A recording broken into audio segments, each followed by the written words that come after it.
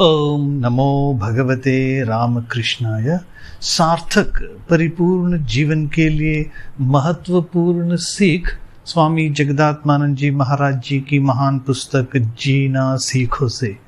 अध्याय 2, तुम्हारे भीतर अनंत शक्ति छिपी है। स्वामी विवेकानंद जी भारत से बेहद प्यार करते थे।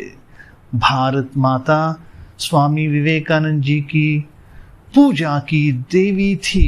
भारत माता स्वामी जी की आराध्य देवता थी। भारत ने अतीत में सर्वोच्च गौरव प्राप्त किया था। भारत ने अतीत में सर्वोच्च गौरव प्राप्त किया था, सुप्रीम ग्लोरी प्राप्त किया था। लेकिन ऐसा क्यों है कि इस समय भारत इतनी सारी समस्याओं का सामना कर रहा है? इन समस्याओं को कैसे हल किया जाए, इसकी चर्चा बाद के एपिसोड में की गई है। आइए अब हम सुनेंगे स्वामी जगदात्मानंद जी की ही बातें। विनाश के दूत स्वामी विवेकानंद जी कहते हैं, जो शिक्षा तुम अभी पा रहे हो उसमें कुछ अच्छाइयां तो हैं, पर बुराइयां इतनी अधिक हैं कि वे उसके भले अंश को दबा देती हैं। सबसे पहली बात तो यह है कि यह शिक्षा मनुष्य बनाने वाली नहीं कही जा सकती। यह शिक्षा केवल तथा पूर्णतः निषेधात्मक है, नेगेटिव है। निषेधात्मक शिक्षा या निषेध की बुनियाद पर आधारित शिक्षा मृत्यु से भी भयंकर है। कोमलमती बालक पाठशाला में भर्ती होता है और सबसे पहली बात जो उसे सिखाई जाती है वह यह है कि तुम्हारा बाप मूर्ख है। दूसरी बात जो वह सीखता है वह यह कि तुम्हारा दादा पागल है। तीसरी बात यह कि तुम्हारे जितने शिक्षक व आचार्य हैं वे पाखंडी हैं। और चौथी बात है कि तुम्हारे जितने पवित्र धर्म ग्रंथ हैं उनमें झूठी और कपोल कल्पित बातें भरी हुई हैं। इस प्रकार की निषेधात्मक बातें सीखते सीखते जब तक बालक 16 वर्ष की अवस्था को पहुंचता है तब तक वह निषेधों का ढेर बन चुका होता है। उसमें न जान रहती है न रीढ़। हमारी प्राचीन भारतीय संस्कृति की महान बौद्धिक क्षमता के काफी प्रमाण उपलब्ध हैं। प्राचीन भारत की उपलब्धियों को देखकर सारा विश्व दांतों तले अंगुली दबाया करता था।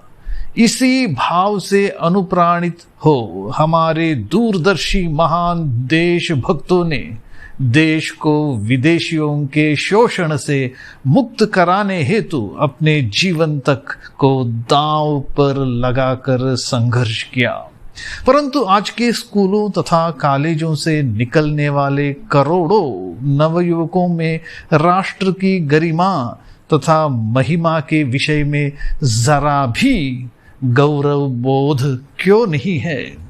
प्रचार के किसी सुनियोजित प्रयास के बिना ही प्राचीन भारत के योग, वेदांत, नृत्य, संगीत, स्थापत्य कला, दर्शन, संतों के चरित्र तथा धर्म गुरुओं की शिक्षा ने केवल अपनी ही अंतर्निहित शक्ति से विदेशी बुद्धिजीवियों को आकृष्ट किया है।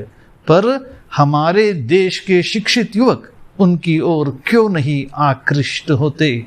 क्या हम अपने युवकों से अपनी संस्कृति के इन पक्षों के प्राथमिक ज्ञान, थोड़ी रुचि तथा गौरव बोध की अपेक्षा न करें? क्या इस अपेक्षा का कोई आधार है?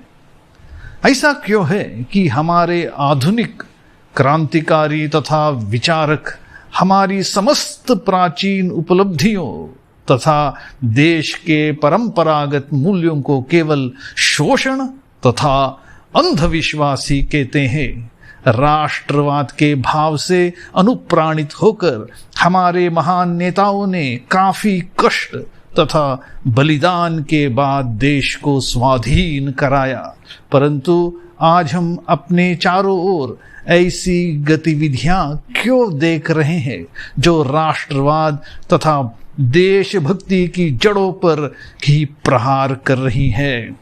क्यों हमारा देश भाषा विवाद, सांप्रदायिक विद्वेष, स्वार्थपरता, बुद्धिजीवियों की नकलची प्रवृत्तियां, व्यापक भ्रष्टाचार तथा नैतिक पतन, अयोग्य राजनेता, लोभी उत्पादकों, काला बाजारियों, स्वार्थी तथा भ्रष्ट अधिकारियों, आलसी श्रमिकों, अनुशासन तथा भावनाओं से रहित छात्रों के द्वारा बर्बाद किया जा रहा है। क्या हमने ऐसे ही देश के लिए संघर्ष किया था? क्या राजनैतिक घृणा के बीज बोकर राष्ट्रीय प्रगति का फल पाया जा सकता है? राजनैतिक भ्रष्टाचार के उदाहरण उत्तरोत्तर बढ़ते जा रहे हैं, परंतु अपराधियों को दंड नहीं मिलता। गरीबों के कष्ट बढ़ते जा रहे हैं, पर उन्हें कहीं कोई आशा की किरण नहीं दिखाई देती।